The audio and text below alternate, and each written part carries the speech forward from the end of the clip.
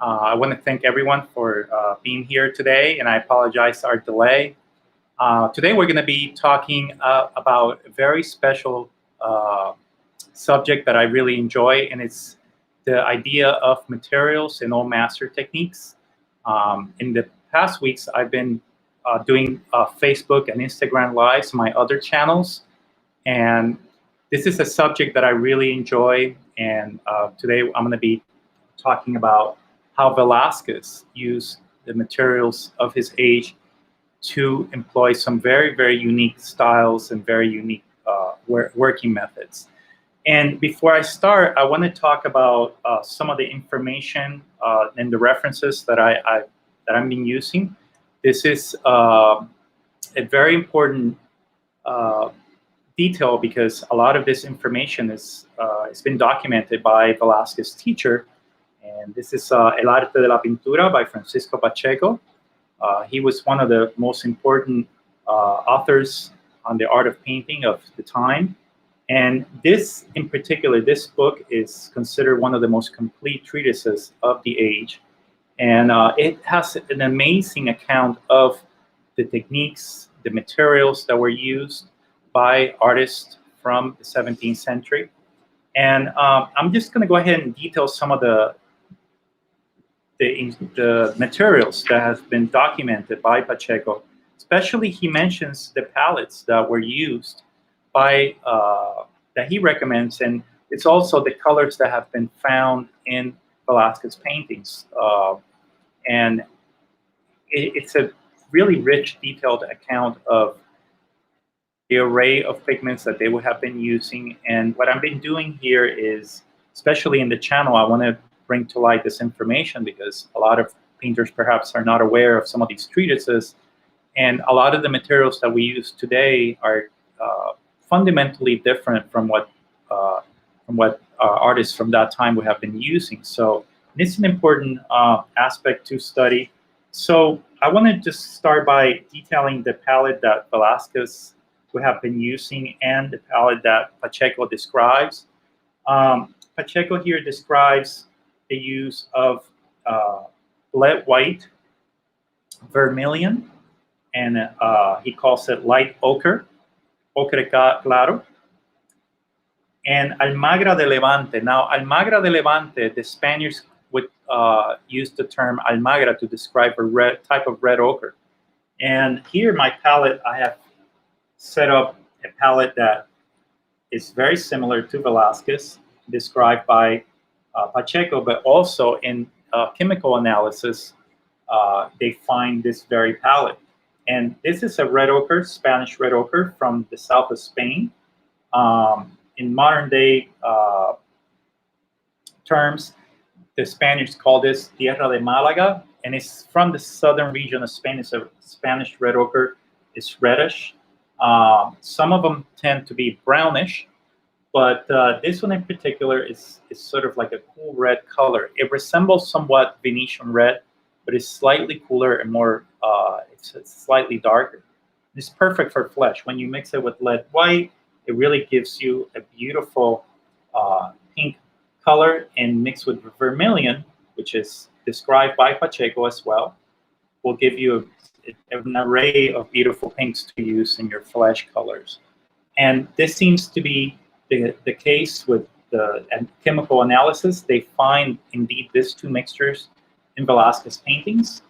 There's another color too that when mixed with lead white, it gives you a beautiful pink. So there they would have been using three reds, a cooler red, a dark red, and a very bright red to create an array of beautiful pinks to harmonize with the cooler tone.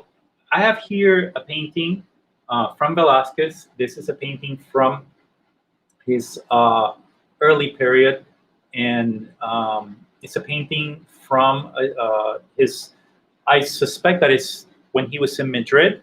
And the reason that I believe that is because the Spaniards from Madrid were using a red ochre base called Tierra de Esquivas. And this painting shows some evidence that the ground that Velazquez used was reddish. And that's what I have been. That's exactly what I did here. I prepared a piece of linen with some rabbit skin glue, and I primed it with 2 layers. One of very dark ochre underneath, okay, dark red ochre, and chalk, and then a second layer of uh, yellow ochre and red ochre mixed together to achieve this sort of orangey color, mixed with chalk and linseed oil, mold on the stone. I have another video that you guys could check out. I'm going to be sharing that video after the live finishes, and it has a description of how I prepared this base. So if you guys want to check it out, it has a detailed description of that process. Now, this is popular of also painters like Caravaggio and Giuseppe de Rivera. They were using this red base. Well, the reason that they used this is because it was the material's cheap. It's sort of a clay that they could find, easily in their surroundings, and it's very flexible. Versus perhaps the modern lead white priming that is somewhat expensive. So they would have not had access to that. So it's a base that it will not absorb a lot of oil, and it will yield a very nice half tone with an inner warmth to put the colors, the dark colors, on top, and also it would bring out the light. So this technique was typical of northern Italian painters. Caravaggio adapts this technique, and then it finds its way to southern Spain. And Velazquez, in his early days, adapted this technique. Now, by his mid to late period, he abandons this technique once he starts having access to other painters such as Rubens, he was using a Flemish style and a light base covered with a gray ground. And by the time that Velazquez paints Las Meninas, he's using a very light color base or priming, and just working with very semi-translucent and translucent colors. So there's a fundamental difference in his technique, and a lot of books detail this account. There's a book in English published years ago. It's called The Technique of Genius. It's a wonderful book, and you could check out some of this information in that book. You could probably order it online, and it's very, very detailed. So it's a sort of a diluted version from the Prado version, which is Técnica en Evolución. All right, so I'm going to go ahead and begin by explaining how the sequence of working, of how Velazquez would have worked this painting. And there's evidence in this painting that Velazquez used a very schematic drawing. Velazquez is not a painter that would have used a finished drawing or a transfer drawing. Most likely he drew with a brush, which there's evidence in this reproduction that there's even areas where he leaves the drawing exposed. And it looks like he used sort of a black, like a vine black or a diluted bone black color, perhaps with brown ochre or raw umber, just to establish the drawing. And that's exactly how I'm going to begin. And again, I won't be able to finish the whole demonstration. This is just a technical note to sort of add to the other series of videos that I'm compounding in the channel to create a three-dimensional picture of how these techniques are working. So, all right, so let's just begin. Another thing, I'm going to talk about the brushes. And this is, again, a fresco brush that I've used here before. I'm going to be using, now, Pacheco mentions the use of meloncillo brushes, and meloncillo is squirrel hair. And this is a meloncillo brush or squirrel hair by Skoda. And I believe these brushes are now unable to find them because this material has been banned from the markets because of environmental concerns. So I have these from a long time ago, and they're wonderful. It's a hybrid brush between the bristle and the softer sable. So I have a very soft brush with the sables, an in-between brush with the meloncillo or squirrel, excuse me, not squirrel hair, mongoose hair, and the bristle, okay, which is a very robust brush. And I'm going to use the combination of these three brushes to establish the drawing. Now, I also use, for the extreme detail, I use a squirrel hair brush. And this is a very soft brush. And all these brushes, all these type of hair brushes would have been available to Velazquez, and they're mentioned in a lot of the treatises. Okay, so what I'm going to do is I'm going to use another material. This is an amazing material. Okay, this is spike oil of lavender, or the Spaniards call it spliego. It's a solvent, and it's a wonderful material. It dilutes the paint just right. It's not toxic.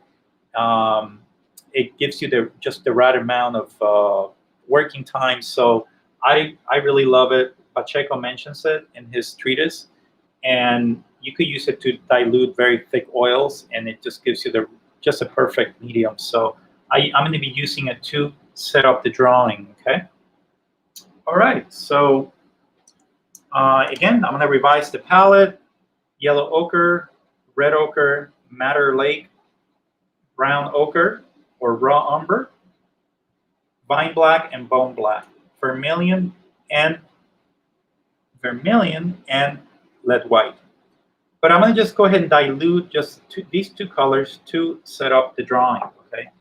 Now, there's another technique that Pacheco mentions. He mentions to take a compass, okay, and it's most likely he was referring to this type of tool, which is a pair of dividers, and you could use these to capture proportions and bring them to your surface.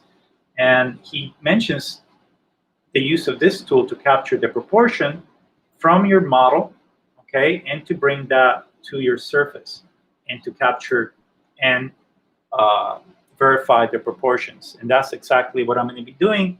In this case, I'm going to be doing it with a reproduction, but you could certainly do that with a model.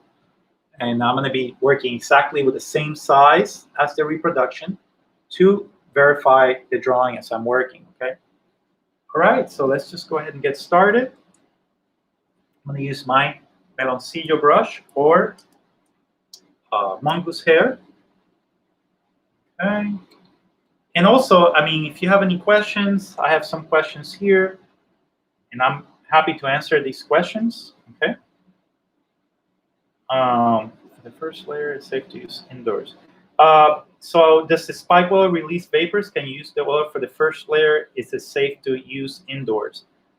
So yes, the spike oil does release some vapors, but I've been using it indoors, and it seems to be fine.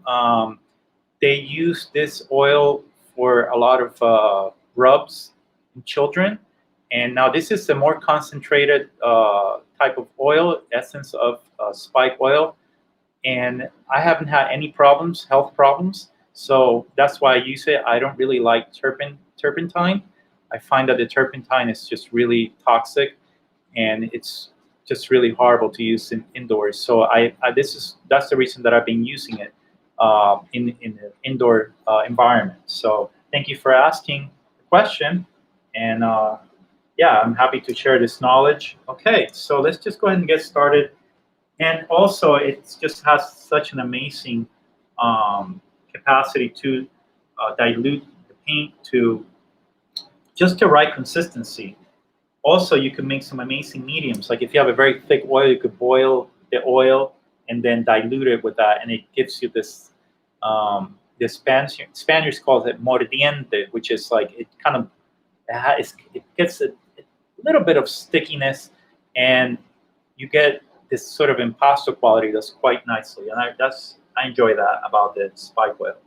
Okay, so I'm going to go ahead and dilute my color, and I'm going to dilute. It looks like Velazquez diluted sort of black brownish color, so that's what I'm going to do. And to set this up, I'm going to go ahead and establish the height of this object, right? In this case, it's a head. So let's see. To do that, I'm going to go ahead and take my calipers or dividers and just do this, okay? And I'm gonna make this, place it perfectly here in the canvas, so it's not dead center, but slightly higher, okay? And with that, now you'll see that the spike oil is kind of starts dripping, but immediately starts sort of settling. You know, it's not.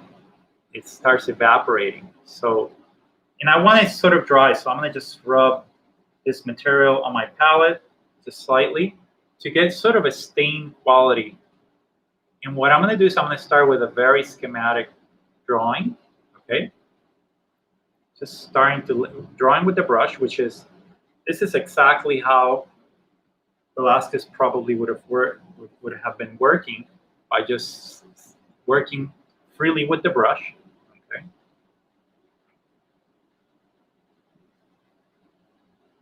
And I'm going to establish where the chin goes.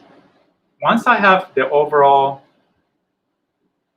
shape, the egg shape, and Pacheco mentions, as he mentions, to analyze the model and to see if the head goes wider or longer with the compass. And in this case, I could see that his head is longer than it is wider, so that's exactly what I'm doing here, establishing just an overall shape. And I'm going to establish the axis, okay? This axis is going to help me place the features, okay? Now, I'm going to go with Leonardos System, which is a system that is described by Robert Beverly Hale, and it's using the thirds. So instead of dividing the heads directly in half, I'm going to go to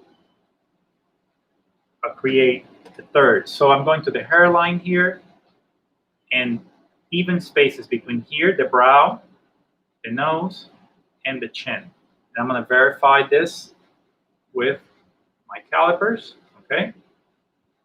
And indeed, it's around there, okay? Now I'm going to do the same here. I'm going to go to the brow, okay? And it's pretty close, okay? And I'm going to go to the nose, tip of the nose, and the chin. And it's pretty accurate, okay? So that's exactly what I'm doing. Okay, once I have this proportion established, I can go ahead and go back to, now the solvent is getting diluted now. It's evaporating, so it's wonderful because now it's not dripping. It's just sort of dry, diluted paint. And I'm going to start establishing where this brow goes.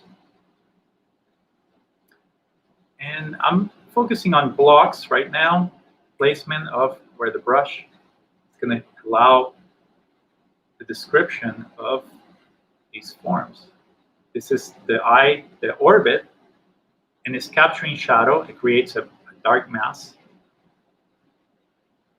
Okay.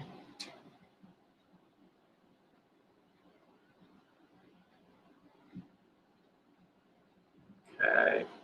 And again, I'm staining this red ground. That's exactly what I'm doing. I'm staining this red ground to allow. Now, I'm going to place now the lips. Okay. And to do that, I'm going to the first third. From the bottom of the nose to the chin, you divide this space in 3 equal spaces, and that's where the lips are going to be. Now, in the case of this sitter, that is not the case, and that's okay. I mean, those are canons that were established by artists from the Renaissance, and artists would have started with those canons, and from there they would just adjust their proportions to suit the sitter, right? So now this sitter has a big chin, big masculine chin, so Okay, so I have some basic proportions here. Let's just start applying some. And the good thing about this brush is it's not going to allow me to do any detail. This brush is just to get some control over. Let's see here.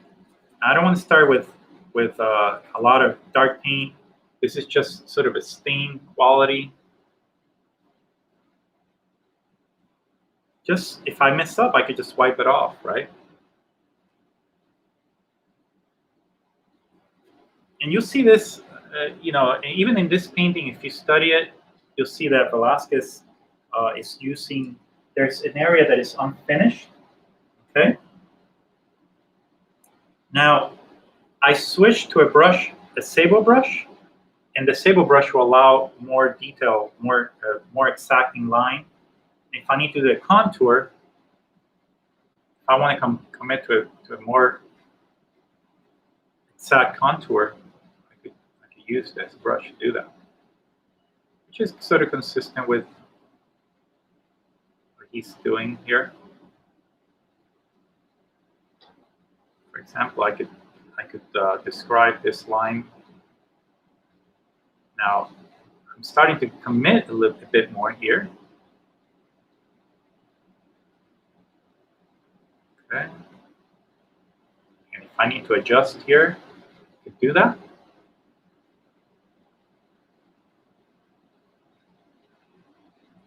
And the good thing about using the calipers is that at any moment, I could go ahead and correct or verify if I'm moving in the right direction here. I see that here, and he leaves this color exposed, and it has this sort of line quality. It's just a black line, and from there I could see that he indeed perhaps used sort of a black or perhaps even a Sable Brush to do this, draw this. Now, the Impressionists, by the age of the Impressionists, they were using light color grounds because they were interested in a phenomena of color. But Velazquez would have still been interested in phenomena of light and shade, which is very interesting to explore. Okay, so I'm going to wipe. Let's just start laying. Now, this is a very smooth surface. This is a double priming. I've used 2 primings. Pacheco describes 4 primings, okay, meaning 4 layers. You allow one of the layers to dry, you sand it with a pumice stone, and then you apply a second layer, and then you pumice stone. You use a pumice stone to sand it. It's applied with a palette knife, okay, and this yields a very smooth surface. This is a very smooth surface, so I could use my Sable Brush to do this drawing. Now,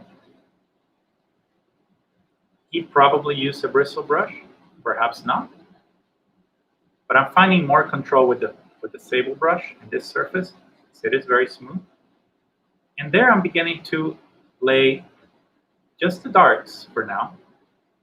The dark masses, or the shades, the shade masses, okay? The Spaniards call them plazas de sombra.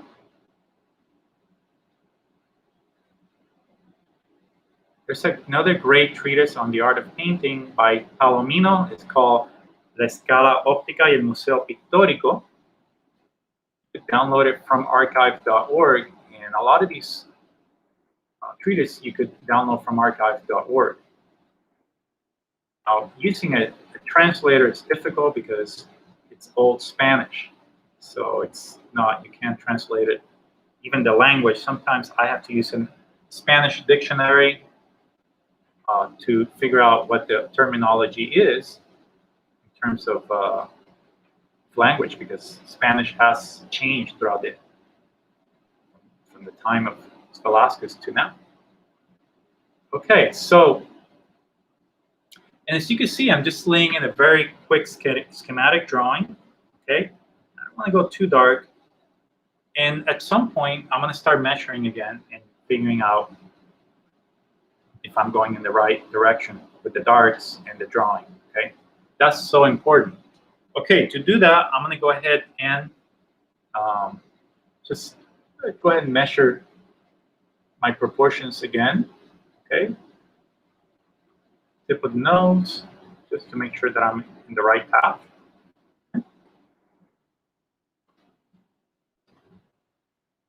What I'll do is I'll just see. I'll tighten up the drawing a little bit, just a little bit, more committed lines, just to get.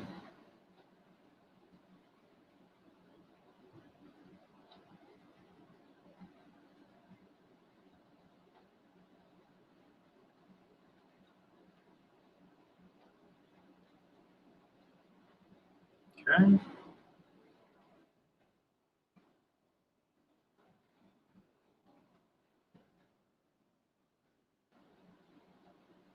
Just committing to more accurate proportions. Okay. Making sure that the placement's correct. So once I start applying the flesh tones, it's all very sound.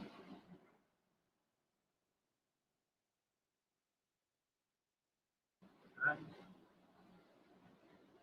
And thank you for those of you that are joining. Thank you very much for being here today. I appreciate your support. I'm going to be doing the lives now every Thursday at 6 p.m. because it's much easier for everyone to get here. And now that things are opening up, people are at work or perhaps they can't get here at 5. So I'm going to start doing it at 6 p.m. every Thursday.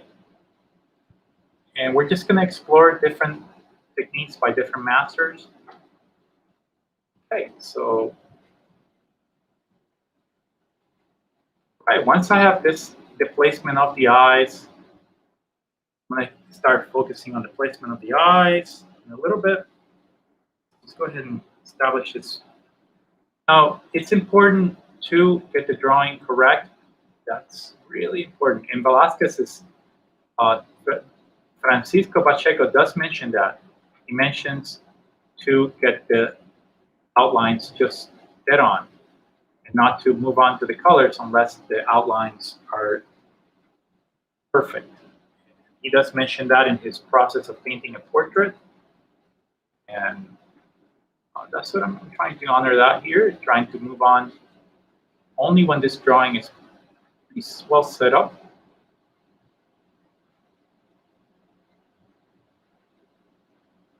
And there's a wealth of information in these treatises. And they've been forgotten by history of art because, well, perhaps they were not written in English, or a lot of artists perhaps don't care about that history anymore. But I find that it's so enriching to just be able to transport yourself to another age and to learn the methods. And he describes some theory as well in the treatise. It's a very extensive book. It has some conventions of representation of religious subjects, so quite wonderful. Okay, so I have here a drawing established. Let's see.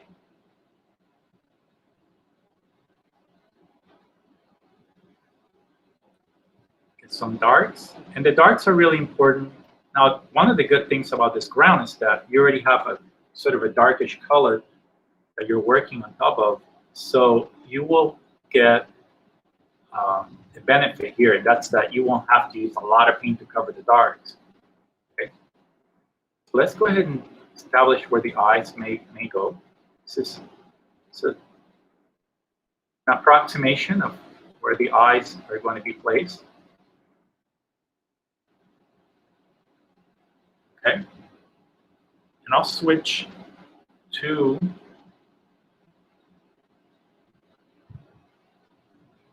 sure enough, it's about right there. All right. So what I'll do is I'll just make a little mark. And these placements are so important when you're just putting this thing in. This will really help you. The placement is everything when you're copying the Velazquez, because he doesn't do a lot of detail like a lot of artists from his time. He's more interested in that correct placement. That's how he's getting the drawing is just dead on, and he's getting just a very beautiful effect by just getting the placement just right. Okay.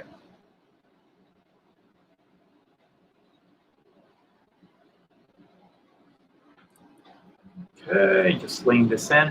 Now, laying it in is probably the most important step, because once you have everything established, you could just begin to model. And the modeling is probably the most fun, right? But if your drawing's not correct. Now, I want to tell you, for those of you that are tuning in, these demonstrations are really designed to bring this, create an audience and an interest for a lot of these techniques and this knowledge.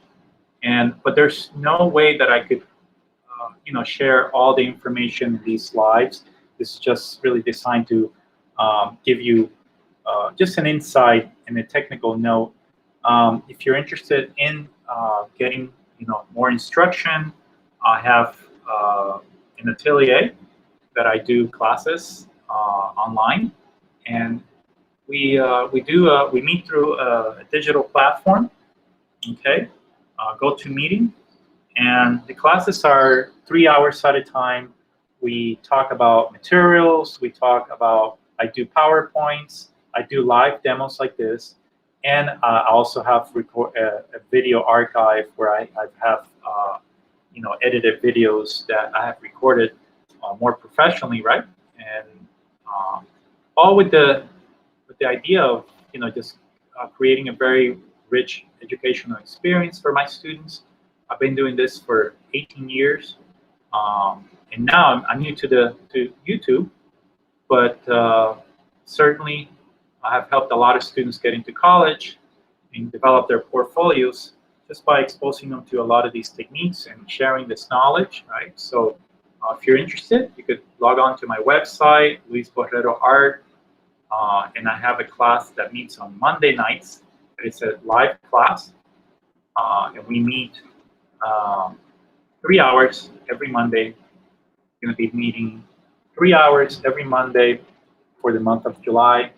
And then starting in August, we start our portfolio preparation program on Saturday morning. So if you are interested in studying online, check it out.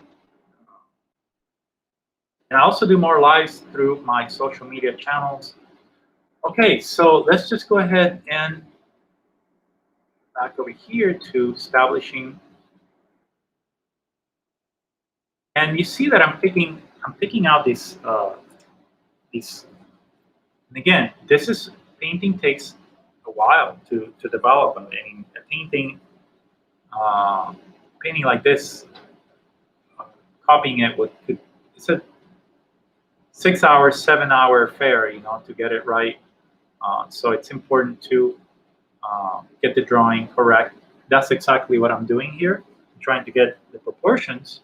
Not a lot of detail. Again, I'm not interested in detail right now. I just want to get the proportions correct, the placement correct, and then I could draw and paint while I'm working the tones, the local color. Okay, what is the local color? Well, the opaque color. It's when you start applying the opaque color, okay, or semi-translucent color. And this type of drawing that I'm doing here is really just getting the shapes to start working. Okay. And again, if you haven't subscribed to my channel, really appreciate the support. There's a lot of interest lately with the old masters, and certainly,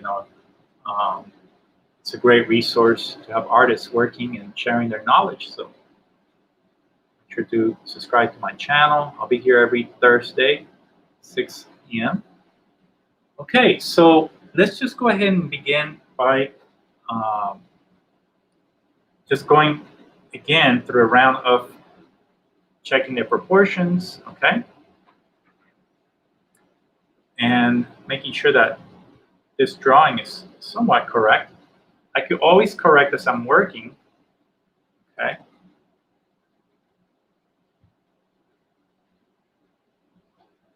But this has to be, for the most part, correct.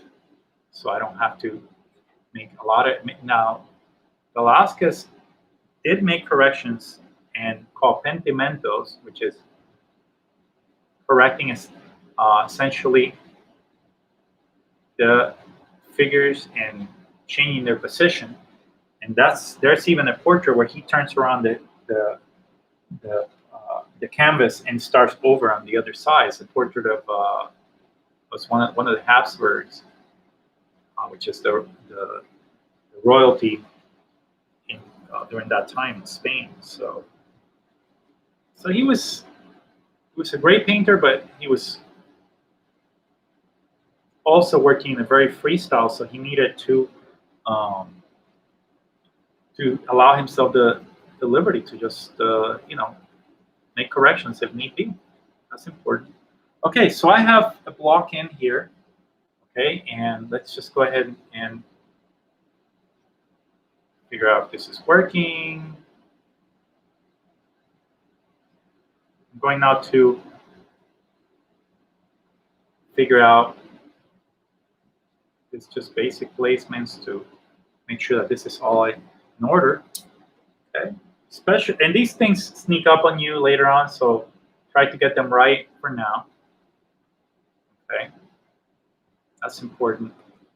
And again, I like to just be very thorough with the proportions. If I'm doing a portrait commission, I will take this to the model and create.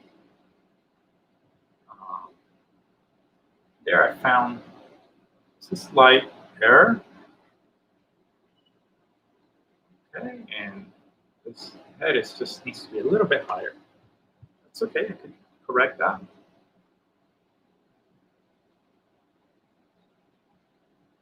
It's easy to, and that's the beauty of the underpainting. This is really just a little bit of, it's considered underpainting. By the age of Velazquez, the underpainting was already had been transforming to the underpainting, and it was really interesting because the Flemish painters from the Quattrocento, the early Renaissance, were doing a very extensive drawing and transferring it to the canvas. And by the age of Velazquez, really begins with Titian, the artists were just drawing directly on the canvas. That's very important. This is a very important development to realize that. Okay, I have a question from Luis Arango. Thank you, Luis, for joining me.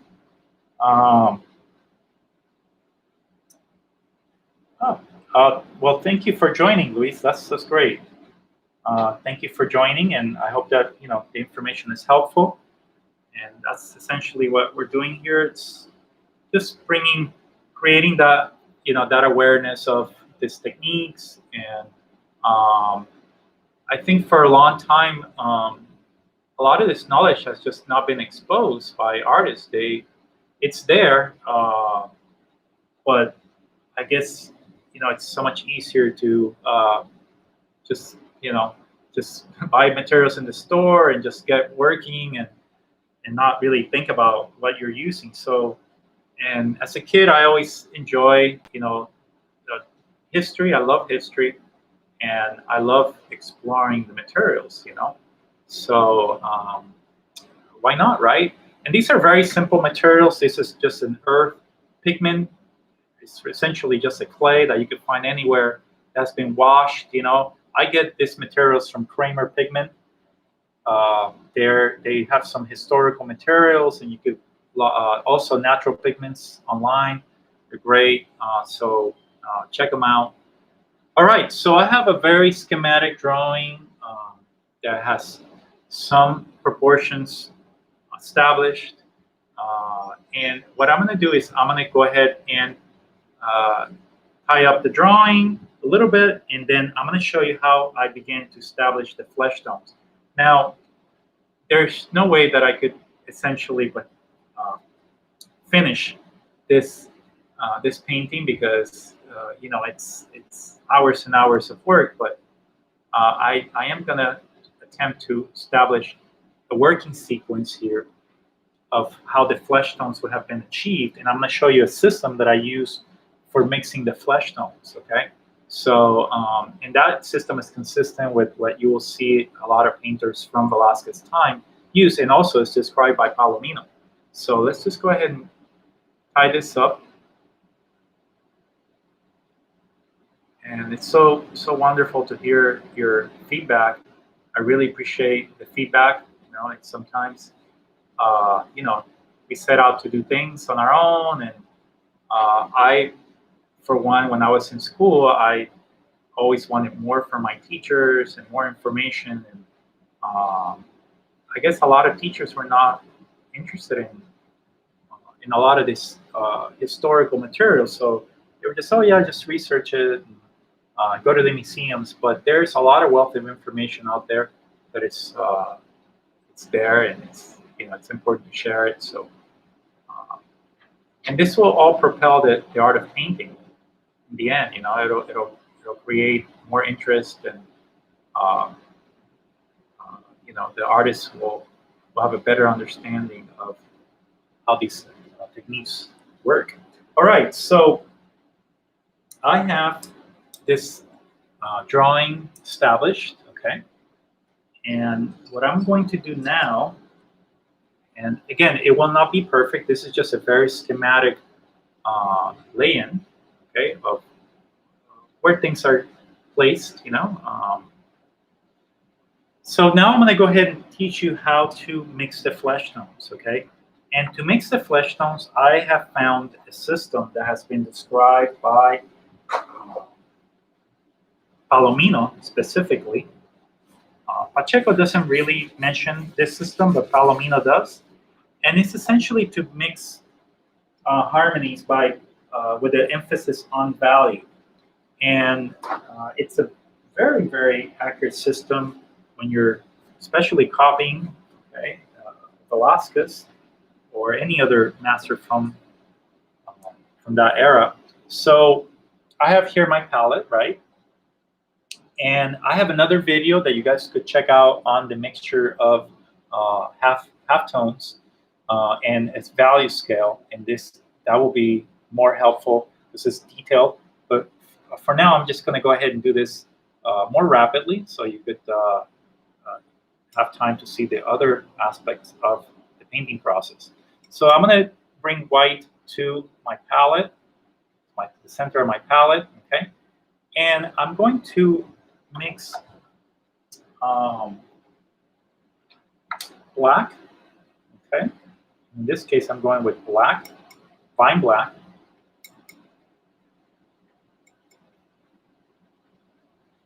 Okay, and I'm going to mix a halftone. And I'm also, and the reason I'm doing this is because I'm seeing here that Velazquez used a neutral black. And to get a neutral black, you mix a little bit of umber in there. And then you make a neutral gray. That's what I meant to say. A neutral gray composed of black and umber, okay? Once I have that tone, I'm going to start moving towards the dark and towards the light. Now, once I move towards the dark, I want to reduce the amount of white and start bringing in other colors other than white. So let's just go ahead, and I will need just more paint, perhaps. You need a lot of paint. I have this color here I'm going to get rid of. I was just experimenting with a mixture.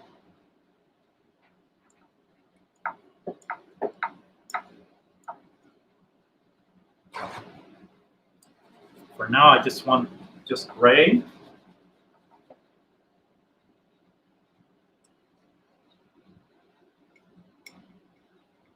lead white, umber, and black, fine black to be specific. And this umber that I'm using is really just brown ochre, which I love. Why do I use a brown ochre instead of raw umber? Because I find that it doesn't die when it dries. Like the umber really dies. It gets really just like a flat color, and it's because it has a high proportion of manganese, and the manganese has a powerful dryer, and it makes the colors dry very flat. The brown ochre does not. It has a higher content of clay, so I enjoy the fact that it dries much more lucid, not dead. So I like the brown ochre better. All right, so there I'm mixing this value scale, and I'm going to start mixing the brown ochre and the black together to create a darker, a rich dark. Okay, and I'm mixing it with the value scale. Okay, this will give me a very nice, warm.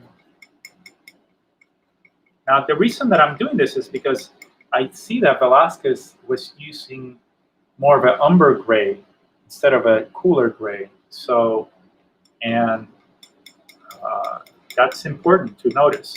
Now, not all painters, you have to, every painter had their specific technique and their specific preference to handle their palette. So that's important to take into account, you know, as you're mixing your value scales. Now I'm working one color into the other, but to create some very, very smooth transitions, okay? Okay, so I'm gonna clean my palette here. And now I'm going to start moving towards the light, working off that gray, okay?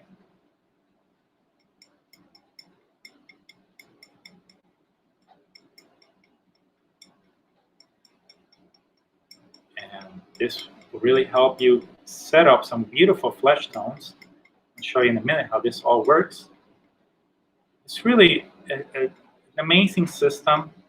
And I am going to bring a little bit of that gray into the white right here, in creating this very flawless transitions. That's the key, because as you're painting, you want plenty of paint, okay, to be able to mix these tones. Now I have to, okay, I have a question here. Okay. Okay, Eva, do you use any mediums when you apply color? Are there any mediums that are safe to use indoors?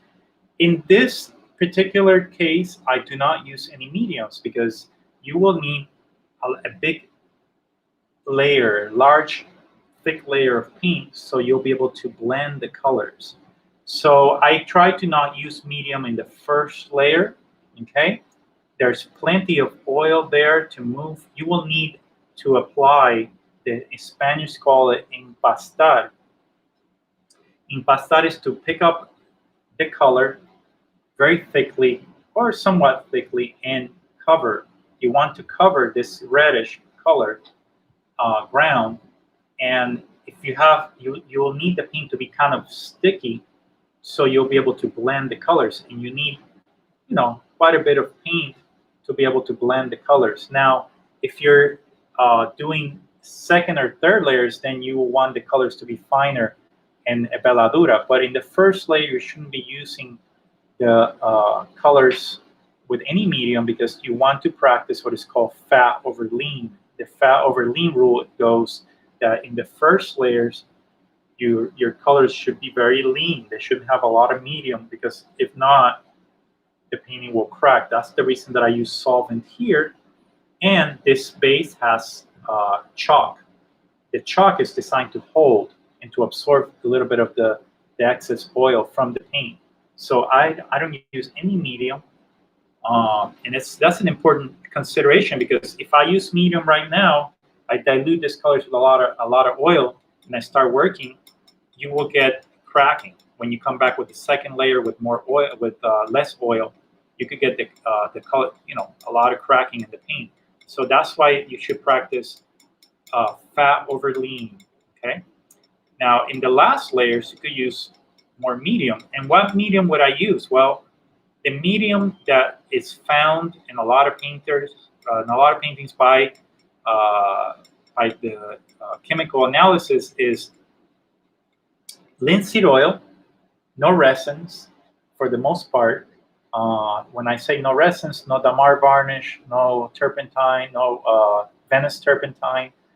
In the case of Velazquez, Pacheco mentions a specific oil to prepare by cooking in the sun. So by taking linseed oil and you cut it with alcohol, he describes to use aguardiente, which is a liquor that is made, and you know, if you're from a Latin American country, aguardiente is really just like a here in Puerto Rico we have rum. Okay, I've used moonshine, essentially, which is almost pure alcohol, but it's really essentially ethanol. And he describes to cut the oil, the raw oil, with ethanol, which is alcohol, and to expose it to the rays of the sun until it's become pale. And from there, you have an oil that is just perfect. It behaves perfect.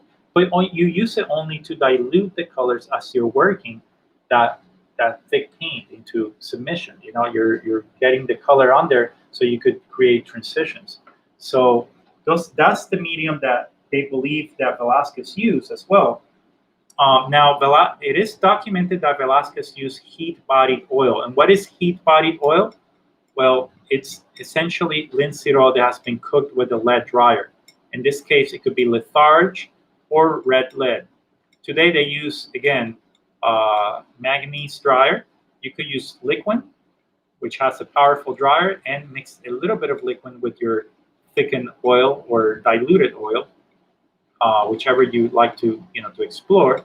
And those are great mediums. I wouldn't stray from those combinations, because the moment that you start introducing more resins and crazy mediums, the higher the chance of your painting cracking and creating problems. So that's why I like to keep it just linseed oil or walnut oil. I use walnut oil for some paintings. If I'm grinding my own colors, I use the walnut oil to grind my lead white. Okay, so there you see that I'm using a value scale. Okay, and I'm gonna go over here with more white because I'm gonna mix my flesh tones into that. I'm just gonna try to get these transitions. Now, it's important to clean the palette knife as you're working constantly, because you will need to. Okay, so now that I have that scale, and it's a neutral gray, it's not a cool gray because I've introduced umber. And the reason I'm doing that is because I will need these neutral grays to achieve some of the flesh tones, okay? So now I'm going to show you the system of mixing the flesh tones, okay? And Velazquez, for the most part, used in his chemical analysis by the book that I just described and by the description of Francisco Pacheco, he mentions to use vermilion and ochre to get the flesh tones.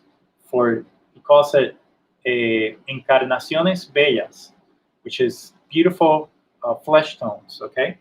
And then he goes on to say, for the not so beautiful flesh tones, you use red ochre, okay? He even gives you specific instructions, okay, of the colors to use. So let's just go ahead and try that. Let's go vermilion. Now this is genuine vermilion, this is genuine yellow ochre, and all the colors that I'm using are historical. I prepare myself.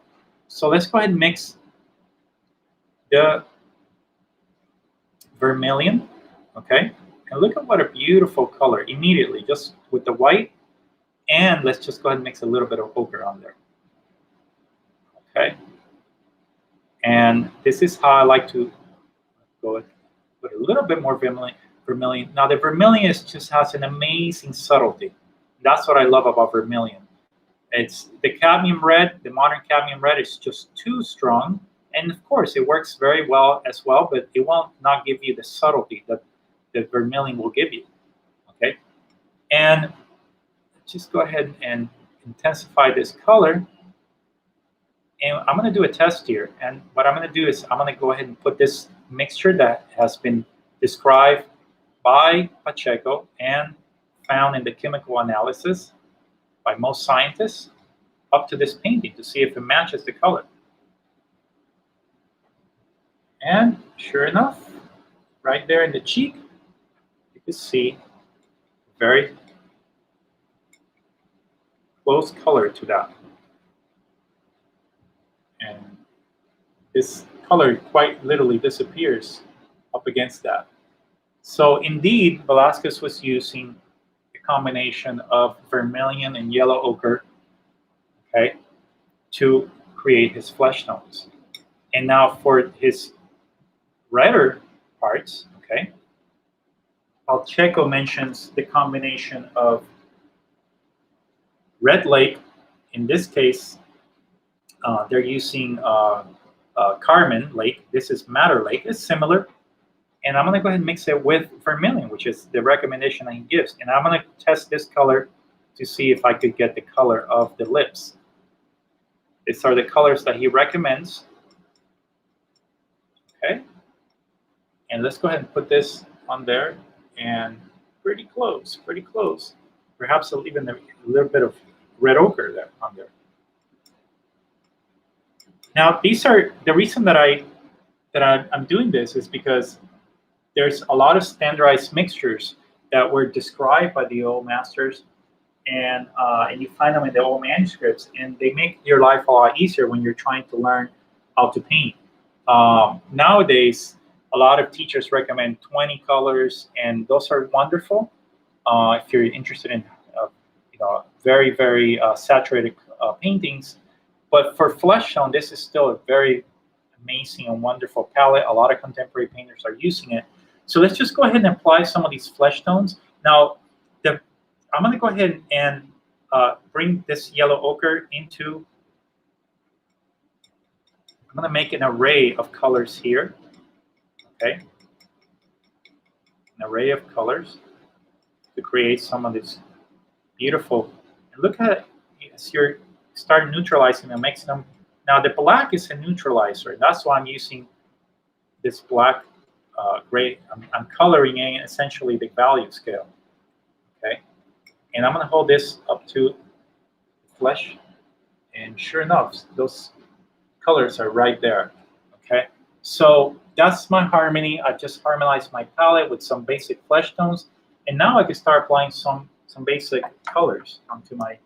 Now to do that, I'm going to use what I call an empasting pincel, or a brush to lay a lot of color, and that's what I'm going to be using this brush. Okay, brush is wonderful to deliver a lot of color quickly, and I'm going to start with, I don't want to start with some very, very light colors. I'm going to perhaps some half lights. Okay, value number 3, number 4, number 5. I have some darks already developed, and my tone, my ground is essentially a value number 5, number 6. So my job now is to bring out some light, an aspect of light. Okay, so that's exactly what I'm going to be doing here. Okay, I'm going to, and this is just all dry. There's no medium here. I don't want any medium. And what I'm going to do is I'm going to start picking out some basic flesh tones, okay? Picking up the color. And if I need more color, I may not even have enough color on there. I'm going for where the high planes are, okay? Now, again, this is just the beginning of this. I need to put so much color on here to cover this red base that I have a long task ahead of me. So what I'm going to do is I'm just going to start putting patches of color and dragging the color on there. Okay. And Pacheco even describes this process to start making the color, applying the color in las plazas de luz, which is essentially the light planes. Okay. Now I'm going to be working on the entire. Velazquez is not a painter that will have to render that eye and then render the nose and render the. He's working very quickly, rapidly. He's a painter that is interested in that fleeting vision. Okay, and there's evidence all over his paintings to his rapid execution. So I'm just going to go ahead and start laying in some patches of color and mixing freely on my palette. I'm going to start. Now I have an idea, a general idea of where these colors are going. Okay, but I need more color, so I'm going to start mixing with the brush into this already set structure. Okay. And I'm going with the form. Okay. This brush is really amazing. I could get a lot of color on here quickly. This is just to get this working rapidly. And this is what takes time. I can't possibly do this in half an hour. Okay, because this ground, now that's one of the reasons that a lot of painters use. A lot of painters use a light ground because it's you could just stain the ground and work perhaps a little bit quicker. Okay. Now it's important to have a rag to clean your brush as you're working, because this will be, it's important, otherwise your color will get dirty very quickly.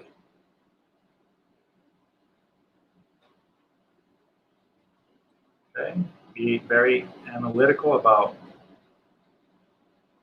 where your values are shifting. In this case, this side is slightly darker. Okay.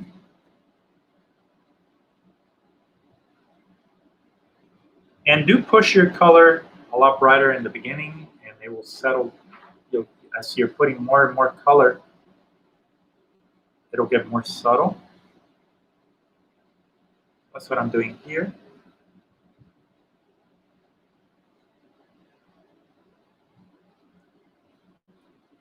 I find myself mixing a lot of umber and white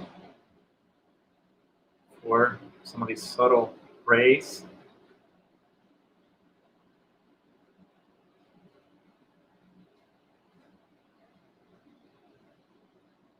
Okay. I'm going to work on that incision.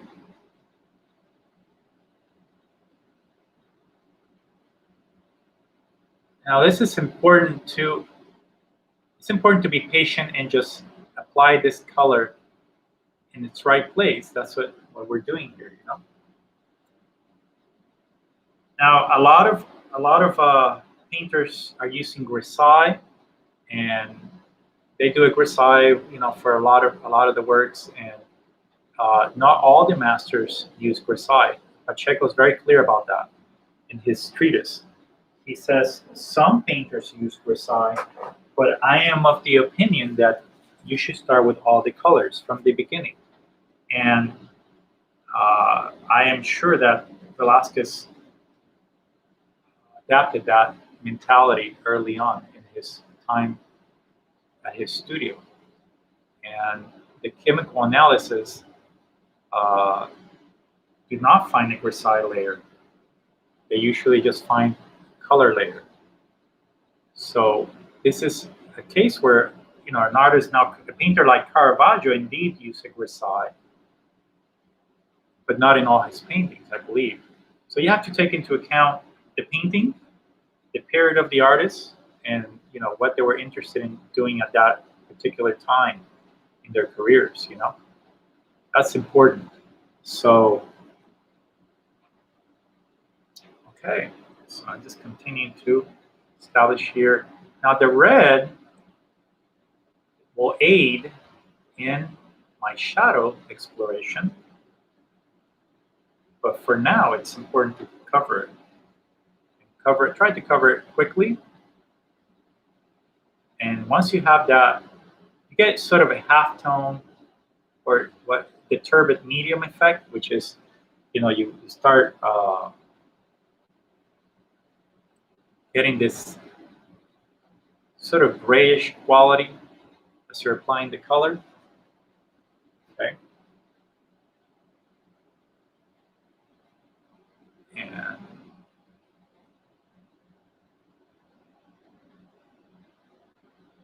see here. This is too much fun. And the copies are really designed for that. Just have fun with them, explore, and just really learn how the old master was working with this. Now I'm using the red that I mixed earlier to establish the lips. Okay. Now I need to clean my brush.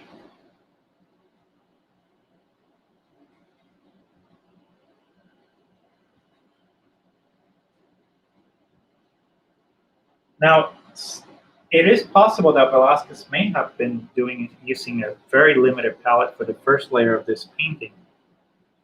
But most likely he was just using all the colors. And this is already a limited palette to begin with. So, and I have a lot of grays in this palette. So that's what I'm going to be doing here. At some point, once I have enough color on there, I'm going to switch to a softer brush. But for now, I'm just laying in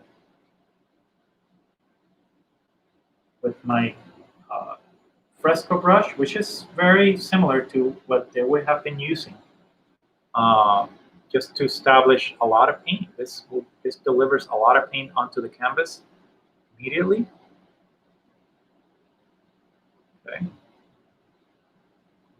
And the red color of the ground will give you a nice optical color with any sort of green that you put on there. It's just wonderful. So I'm going to start laying in some shadows. I see that the eye, he simplifies the eye in a sort of a shadow mask.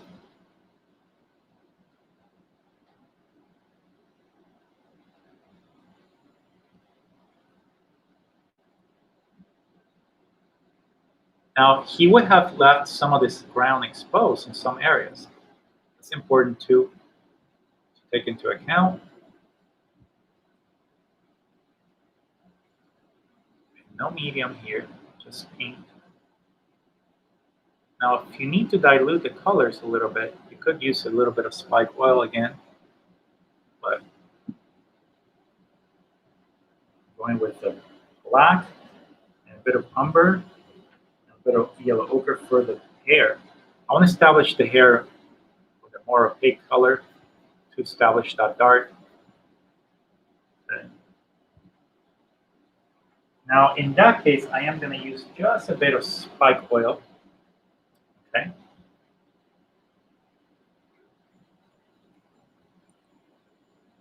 Just a tad bit, just to get the color to flow a little bit more, because I want the color to be a little transparent. So I'm going to dilute, and the umber has a little bit of a sticky quality. This will saturate the color slightly, and it will make it flow.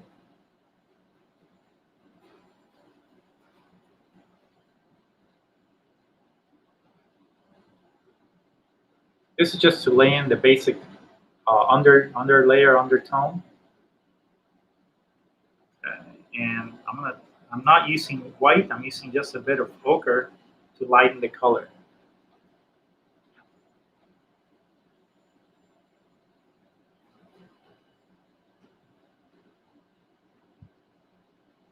And as you can see, the underpainting will aid in that process. They already had stained the surface there.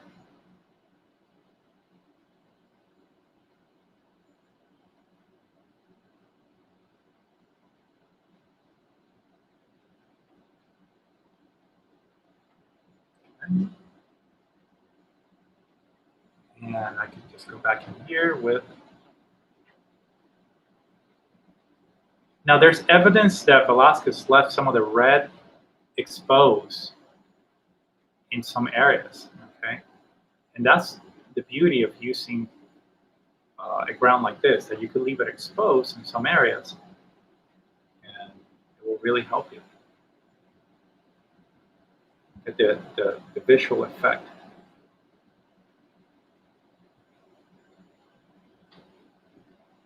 Just laying in enough color here to just move it. Right now I can't move anything, I can't model much because I don't really have much color to move. So,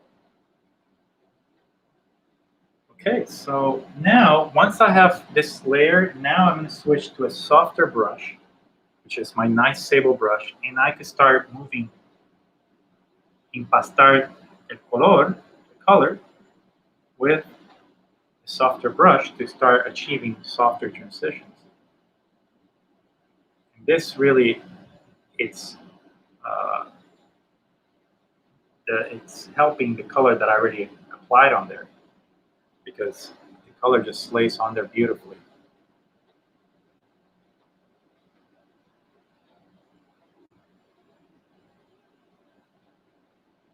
Okay.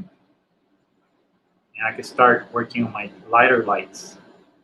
I have lights, bringing more opacity too. Now this ground is wonderful. It holds the paint just beautifully. And the color blends beautifully because I already have enough paint on there to now start laying more color. Okay. It just blends with itself. It's just really beautiful, beautiful effect.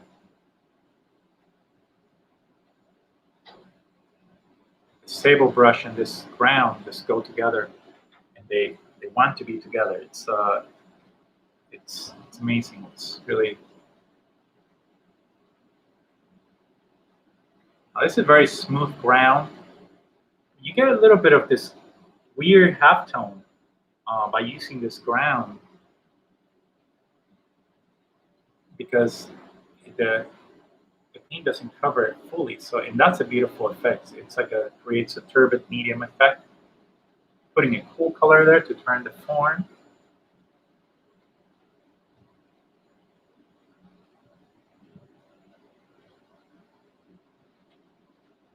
Okay. And now I can start picking out a little bit of more information.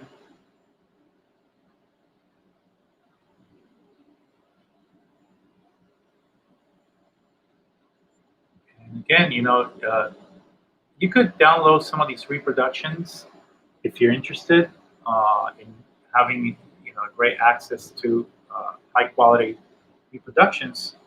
I downloaded these reproductions from Google Arts. Amazing resource, wonderful. Go to any museum, explore any artist, and look how the color just starts going on there. And again, if you had diluted this color, that would be very, very difficult to do. If you had added oil to the color, you would have a bit of a mess, really. So it's important not to do that.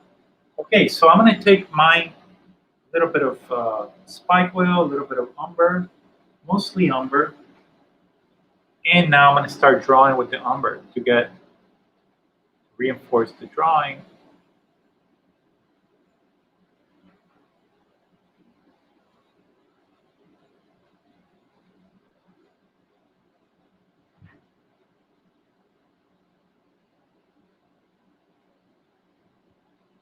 Okay, just really reinforcing the drawing here.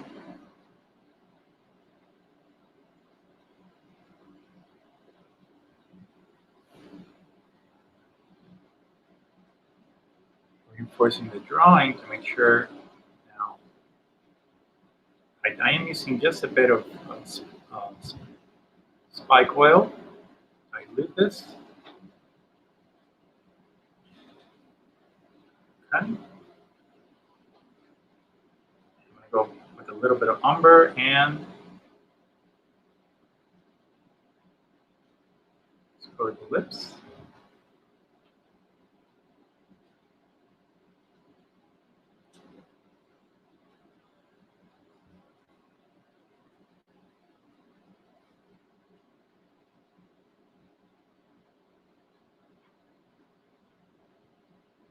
And this is, again, it's just a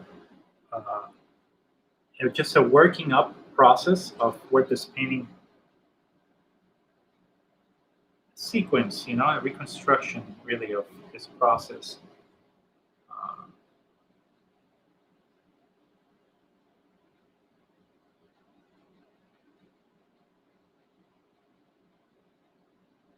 Let's bring more. Just start bringing out a little bit of light around the eye, just to talk about the drawing,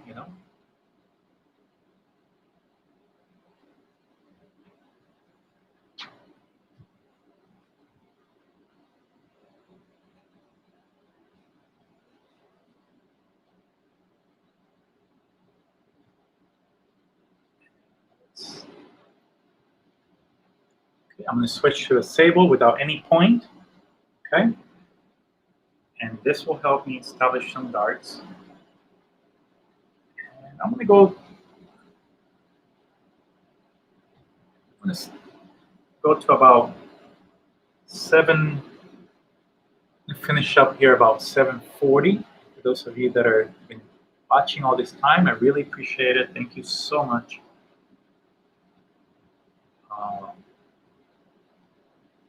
That'll just give you a nice indication of how this painting would have been assembled, right? Now I'm working a little bit of a dark mask underneath the eye with a little bit of umber and yellow ochre.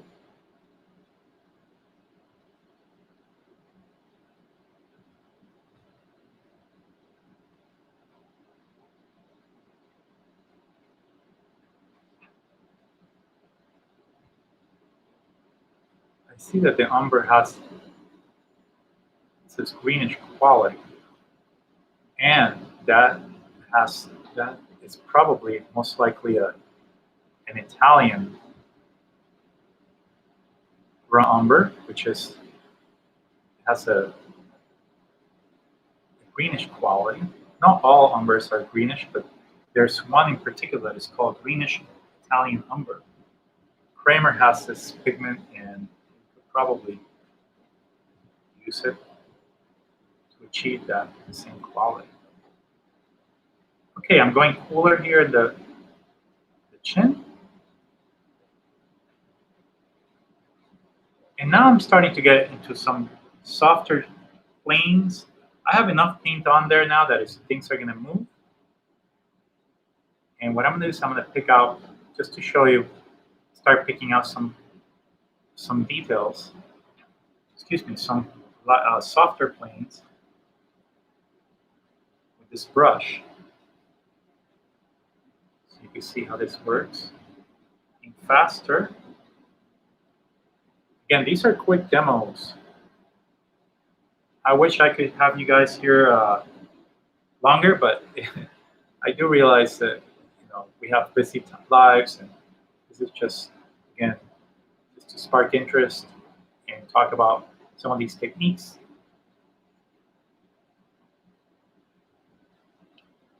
And every week I'm going to be featuring a different technique, different materials, so do come back.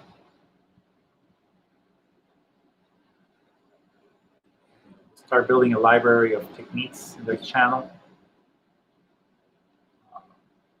which is very important. Because a lot of these techniques have been lost now. Okay, so I'm just picking out the lights here, and you can see. I mean, I could work this for hours and hours and hours, and I already have a demo that I already worked for quite a bit of time. It was a one session. It's the same painting, but it has been brought to a very developed finish. show you guys that towards the end of the video. You see by working this in there, you see me, I'm pushing that color, and by not having oil on the surface, you start getting that beautiful, softer quality. If you put oil, you will really destroy that effect. So, okay, so now I can start empastar. This is called empastar, and you're just bringing a lot of color onto the surface.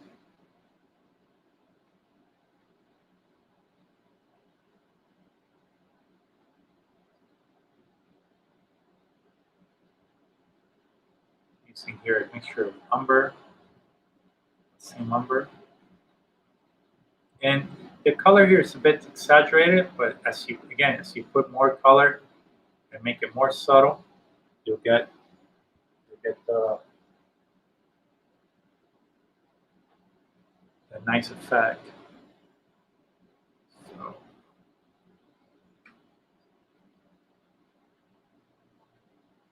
my brush, try to bring out a little bit of detail in the eye, umber black, or just draw out the eye a little bit more accurately. So I know that everyone probably wants to see how the eyes approach.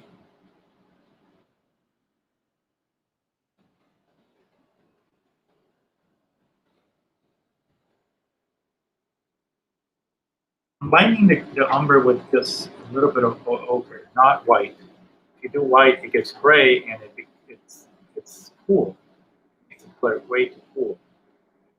If you want that, that's good, but I don't think that's what Velazquez is doing here. I read it doesn't look too cool to me. So it maintains the warmth. Okay, let's bring a little bit of that same color right here.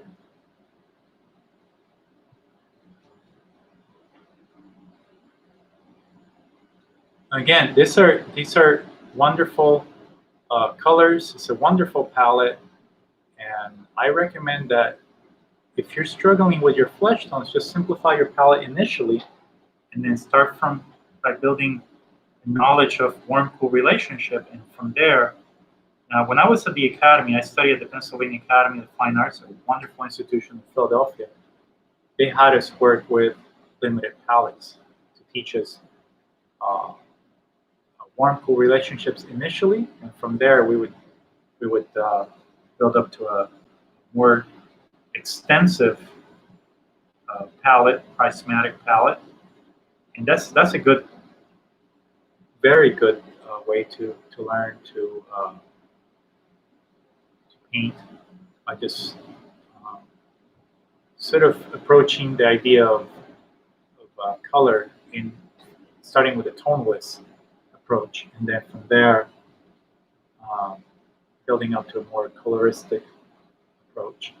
This sort of mimics the history of painting. That's how painting developed, from a more tonalistic approach to a more coloristic sensibility towards the 19th century with the Impressionists. And look how I'm rotating these forms now with the umber, the gray. I want to be very subtle. And again, I can't get into subtlety yet because I'm just putting enough color under to move the model, the form. So there's just no way that I can start talking about subtlety yet because I have not earned that in the painting. I call it earning it. You sort of earn the different stages of the painting as you work with it, and this is just at the very beginning stages. There's just no way that you could start working with the subtlety yet. The painting needs to have enough, a collective of many, many colors to be able to get that subtlety.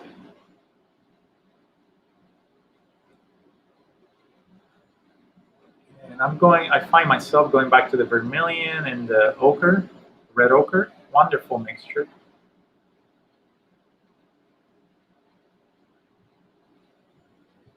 And a wonderful effect emerges. The red really is acting a little bit of a half tone. And as you work through this, you start getting this sort of amazing turbid medium effect, which really will aid in the approach of the form-cool relationship and turning the forms. So, okay, so let's see. If you have any questions, I'm happy to answer any questions about materials, perhaps sources, where to find some of these materials. I'm going to frame this a little bit with black.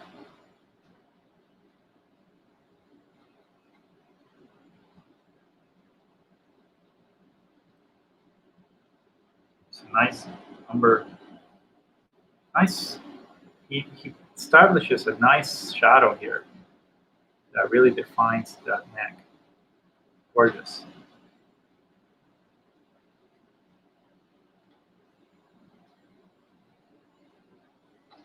Again, I could go on and this still has a round of fixing up the proportions. Okay. But I'm going to take this cool color and turn this edge by dragging it onto this edge right here and drawing essentially with that color. It's just black with a bit of umber. It's a combination that he used a lot in this painting, umber and black. Makes sense.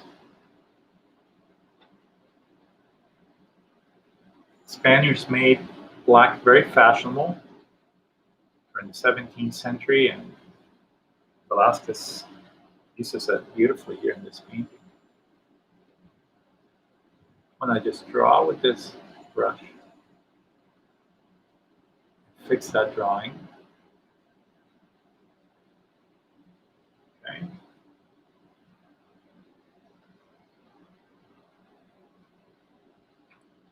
Umber and black again to establish. Just loosely establishing the eye, the drawing of the eye. I'll refine it later with more, with the tighter stroke. For now, I'm just really focusing on those shapes. Okay, so let's see here. Let's see.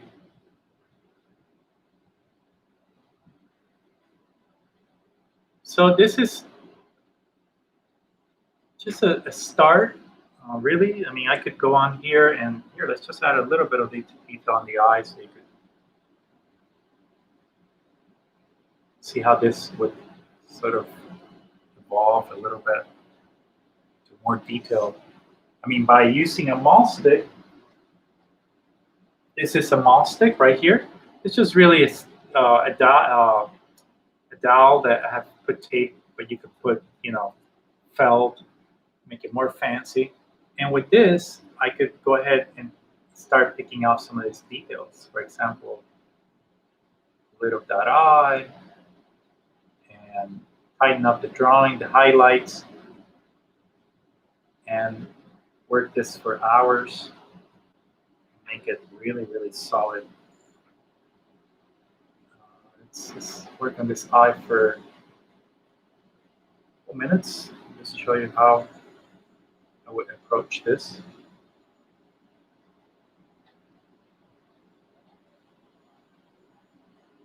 Now this process, again, these are just technical notes on these videos. It's important to have a very sound foundation in drawing, specifically academic drawing, to be able to draw with the brush and do some cast drawing, which are all ingredients for great craftsmanship. At the Academy of the Fine Arts, we did some cast drawing, and And that's the way that I train my students as well. We do cast drawing, and we do construction drawing. Again, you could pick out some of these details with a small brush, some highlights, and develop a very beautiful copy. Okay, well, I hope that you have enjoyed this video and this demonstration. Again, let's see if we have a question here.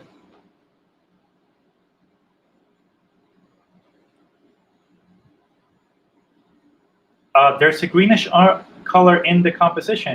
It's the umber.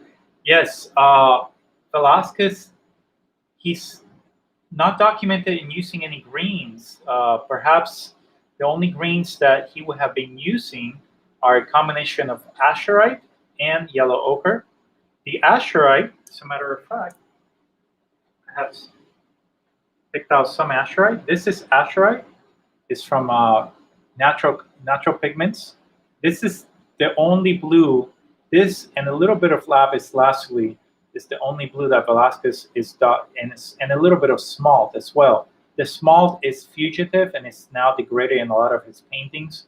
So the azurite mixed with yellow ochre, or maybe even some raw sienna, will yield a very nice greenish color. But for the most part, in this early period, Velazquez was using mostly earth colors, and that greenish umber really will look very green. And especially working on a reddish ground, that contrast of optical color. Now, there is, I believe, one or two paintings that he used terra vert. Terra vert is used by Caravaggio and malachite. These are traditional pigments, but their use of green is not really very extensive, except yellow ochre, perhaps black. That's a combination that he could have been using here, yellow ochre and black, which I use extensively. It gives you a beautiful olive green. So it's really just a matter of exploring how, mixing the colors on the palette. And if you mix yellow ochre and black, you get this amazing green. And I'm going to go ahead and show you that. I mentioned it before we go. This is yellow ochre right here. And if you bring some black into it, it's a beautiful green right there. And this is a combination, this is a green that you see all over classical painting.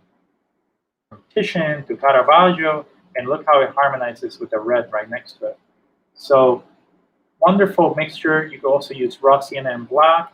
So you get very subtle effects. So, all right, let me go ahead and show you the painting that I've already worked to, to almost a finish. It's not. This was a one session, okay? And I'm gonna go ahead and show you here the painting. Let's just replace it. And this painting has been worked extensively with more modeling, finer modeling, and refining the forms. And this is typical of an alla prima painting. Now, this painting, I believe, Velazquez used perhaps multiple sessions and to achieve some of the effects. So this is an example of this type of technique. I hope you've enjoyed the demonstration. Now, just go back to this demonstration so you can see the tough part here is just beginning and having an idea of how. I mean, this is fundamentally different from contemporary a painting approach where you're using a white ground and you're staining the surface with a lot of bright color. Is completely different. So by having an understanding of the technique and the materials, you begin to assemble a working sequence, and it will help you improve your work and have a connection to history. and the history of painting in particular. So anyways, I hope that you've enjoyed this live presentation. And again, thank you for being here. I really appreciate the support and the questions. It's wonderful to see the feedback and to be able to answer some of these questions. Log on to Luis Borrero Art. Check out my workshops. They're really helpful, very, very helpful. Also, we have another live session in Spanish. If you speak Spanish, we have a live session on Atelier San Juan Facebook and Instagram, Atelier San Juan. So again, and if you haven't subscribed to the channel, please do so. I really appreciate it. All right, have a good night. Thank you for being here, and we'll see you next week.